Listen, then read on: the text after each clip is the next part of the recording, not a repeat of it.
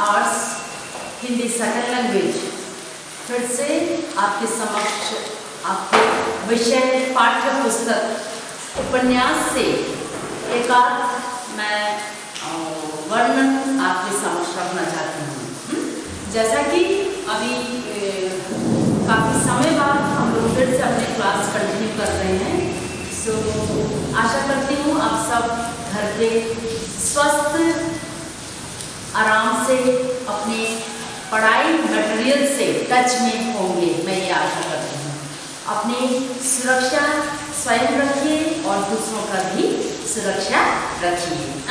सो आइए बच्चों,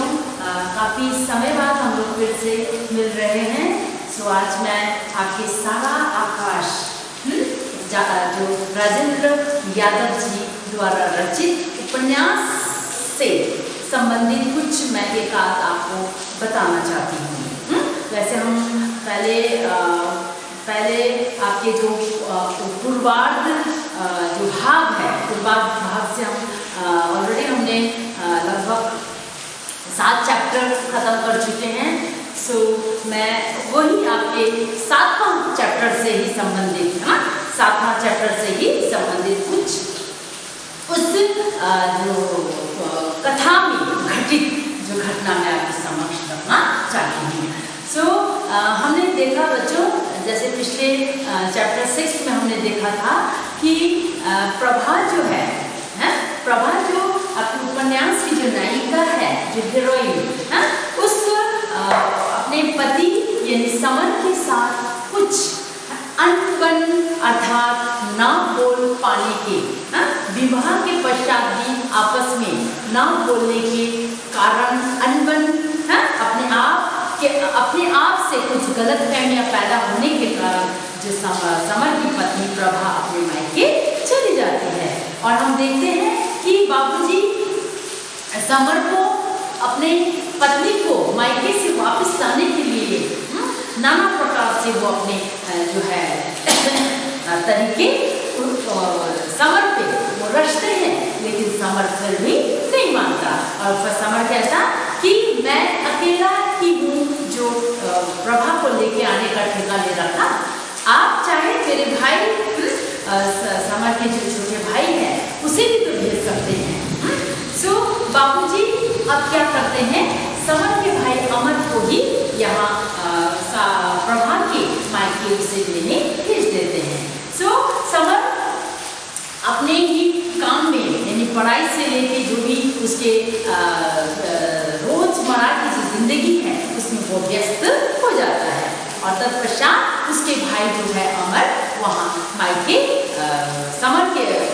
प्रभा के मायके वो पहुँच जाता है और उसे वहाँ से वह अपने भाभी को ले आता है। अब समर इतनी इच्छुक है अपनी पत्नी के बारे में, या फिर ये कहे कि पत्नी के परिवार के बारे में जानने के लिए सोचता है कि भाई समर के घर से यानी विवाहित स्त्री अपने मायके अचानक जाने के बाद मायके में उसने अपना जो परिवार के बीच हमारे यानी समर के परिवार का कैसा वातावरण वहाँ उसने क्रिएट किया होगा, ये जानने के लिए समर जो है ये जानने के लिए समर कि वहाँ जाके प्रभा ने न जाने क्या क्या हमारे विषय में, हमारे परिवार के विषय में उन्होंने अपनी माँ से कहा होगा, ये जानना चाहते थे।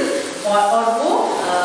अमर का लौटने का और प्रभा का लौटने का वो बेसब्री से समर इंतजार करता है, यही जानने के लिए कि उसने क्या क्या कहा होगा हमारे विषय में। लेकिन ये जो समर की जो सोच है उसके बिल्कुल विपरीत यहाँ अमर को लेके, अमर भाभी को लेके आने का भनक उसको यानी समर को लग जाता है। समर उससे पूछता है कि अमर भैया मैं भाभी को लेके आया हूँ, ये कह के अमर अपने भाई को इशारा करता है। अब वो उसके हृदय यानी समर का हृदय धड़क उठता है, एकदम धड़कता है जोर जोर। क्यों? क्योंकि ये जानने के लिए ये जो है प्रभा अपने मायके जाके क्या क्या बोले होंगे ये जानने के लिए। लेकिन अमर उसको हल्के से संक्षिप्त में उसे बता देते हैं कि वो पूछ रहे थे कि भैया क्यों नहीं आए मायके वाले पूछ रहे थे समर क्यों नहीं आया प्रभा को लेने, और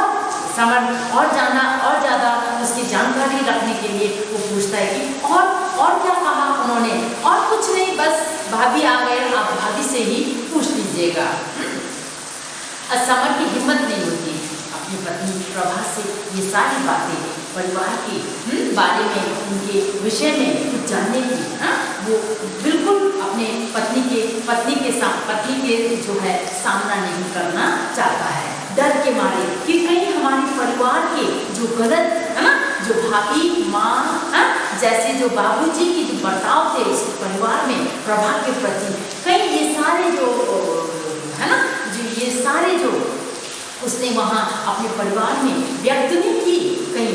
ये डर के मारे वो यही प्रभा के सामने इसी कारण वो वहाँ सामना नहीं करना चाहता था। लेकिन अभाग्यवश अचानक प्रभा से उसकी बात हो जाता है, किंतु प्रभा की बातों से ये नहीं लगता कि प्रभा ने अपनी यानी ससुराल वालों के बारे में अपने मायके में जाकर कुछ उसने कहा होगा। और अब हम जानते हैं कि अब हम ये जानेंगे 8वां चैप्टर में कि हमने प्रभा और समर के बीच है ना क्या देखा, क्या हुआ, उस घटना जो माँ के यहाँ मायके के यहाँ जाने के पीछे जो जान लेने के बाद प्रभा द्वारा समर द्वारा जान लेने के बाद कि थैंक गॉड कि हे भगवान ने रक्षा कर दी कि प्रभा ने किसी को भी हमारे परिवार के बारे में कुछ नहीं गलत कहा, ये सोच के वो और बाकी कुछ नहीं जानना चाहता था। सो हम देखते हैं अगले आपके नेक्स्ट आने वाले 8वें चैप्टर में कि अब दोनों के बीच जो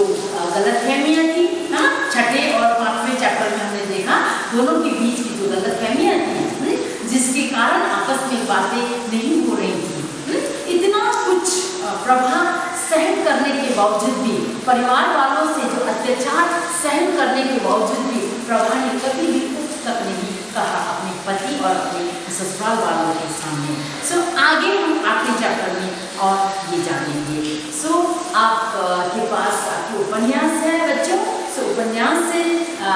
7वें चैप्टर एक बार अवश्य देख लेना। सो मैं आज का जो विषय वस्तु है यहीं तक मैं रखना